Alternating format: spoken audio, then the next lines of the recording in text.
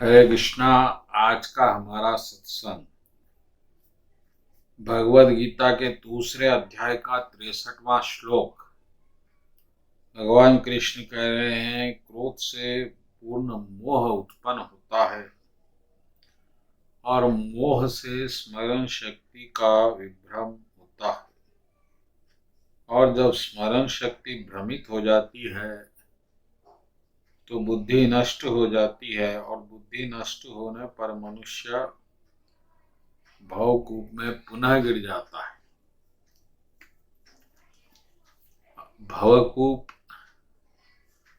स्मरण शक्ति, क्रोध और मोह, ये चार बातों पर इस श्लोक में भगवान ने विचार किया और इन चारों को हम बारी बारी समझेंगे। पहले तो भवकूप। भवकूप क्या है? ये भावनाओं का जो संसार है, ये भावनाएं हमें जन्म जन्म से पीड़ित कर रही है। ये हम बार बार पैदा हो रहे हैं, मर रहे हैं, कोई मिल रहे हैं, बिछड़ रहे हैं, दुख पे दुख, दुख पे दुख हो रहा है जन्म जन्म। इसीलिए इसे कूप यानी बौड़ी कहा है, भावनाओं की बौड़ी, भावनाओं का सागर। ठीक है, भावनाओं का सागर है तो इसमें हम क्यों फंस गए हैं, उसका कारण बता रहे हैं। मोह के कारण। ये मोह क्या है? मोह अवस्था है, अज्ञान की अवस्था। जिस तरह एक चित्र बनाया जाता है और उसे थिएटर में बताया जाता है, तो थिएटर का एक वातावरण उत्पन्न करना पड़ता है। अंधेरा हो, उधर से ध्वनि आए कानों में, साउंड सिस्टम हो, ऐसा। उसी तरह झूठी माया को सच बताने के लिए भगवान को भावनाएं बनानी पड़ती है, भिन्न भिन्न। मातृ भावना, पितृ भावना, ये भावना, सखी भावना, प्रिय भावना, ये भावनाएं भगवान शरीर और मन के माध्यम से बनाते हैं, जो हमको सत्य प्रतीत होते हैं। और ये क्यों होता है? क्रोध के वश। क्योंकि जो हमारी स्मृति है, हमारी मेमोरी है, बुद्धि है, वो भ्रष्ट होती है और ये कामनाओं से मोह, क्रोध और राग पैदा होते हैं। जब हम किसी चीज की इच्छा करते हैं तो इच्छा में तो दो चीजें होंगी। एक तो इच्छा पूरी हो जाएगी, या तो इच्छा पूरी नहीं होगी। अब जब इच्छा पूरी नहीं होगी तो क्रोध होगा, इच्छा पूरी होगी तो लोभ होगा।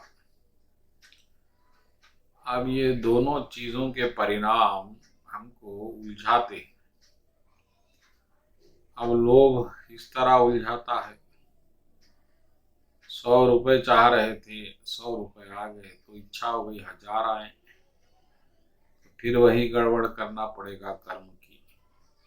फिर 1000 आ गए तो 10,000 आए, फिर कर्म बढ़ाना पड़ेगा, बदमाशी बढ़ानी पड़ेगी। तो ये इस तरह से आप उलझ जाएंगे फलों में। अब हो नहीं रहा है कर्म फलित, उल्टा हो रहा है। 100 सोचे, 50 आए, 5 आए, और क्रोध आएगा। और इन दोनों ही अवस्थाओं में आपकी जो स्मृति है, संतुलन है मन का, बिगड़ जाएगा। और स्मृति क्या है? स्मृति है आप भगवान के अंश है, भगवान आपके दास है, ये आपकी स्मृति है। लेकिन आप ये भूल गए और वो किस लिए भूल गए? आपकी कामनाओं के कारण, इच्छाओं के कारण। तो इच्छाओं से राग हुआ और राग से लोभ हुआ या क्रोध हुआ, और दोनों ही अवस्थाओं में स्मृति भ्रमित हो गई।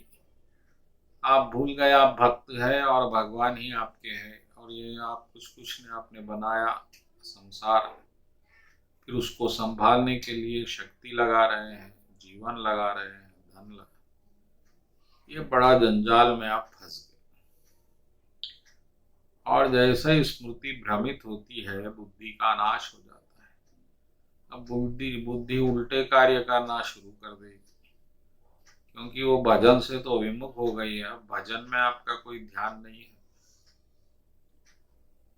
तो फिर आप क्या करेंगे? बदमाशी करेंगे। क्योंकि भजन को छोड़ के जो भी इस दुनिया के कार्य है वो सब बदमाशी के कार्य है। क्योंकि जब आपको मालूम है कि कृष्ण भगवान है और सब कृष्ण के है, सबकी देखभाल करना कृष्ण का कर्तव्य है, फिर आपको इसमें चिंता करने की आवश्यकता नहीं है दुनिया की। आप तो भजन कीर्तन करिए, बाकी सब प्रभु देखते हैं। लेकिन हम ऐसा नहीं करते। हम तो ये समझते हैं कि हमारे कारण से दुनिया चल रही है, और हम कुछ और कारण देखते हैं प्रभु पाठ को। धन को कारण देखते हैं, पदवी को कारण देखते हैं, बल को कारण देखते हैं, तर्क को कारण देखते हैं, चालाकी को कारण देखते हैं, दया को कारण देखते हैं। ऐसे कई कारण देखते हैं, लेकिन कारण के कारण भगवान को नहीं देखते। और जब भगवान को नहीं देखते तो फिर कुछ और ही बनता है, उसी को संसार कहते हैं, जिसमें भगवान नहीं है। आप घूम रहे हैं घूम रहे हैं, तो आपकी बुद्धि हो गई है भ्रष्ट। तो सरलता से इस बात को इस तरह समझिएगा, एक भगवान है, एक भक्त है, और हम सब भक्त है। लेकिन हम भूल गए हैं और इसलिए कुछ और बन गए हैं। हम डॉक्टर बन गए, वकील बन गए, इंजीनियर बन गए, और बनकर सुख पैदा कर रहे हैं। सुख तो पैदा हो नहीं रहा, दुख पैदा हो रहा है, और उलझ रहे हैं और उलझ रहे हैं।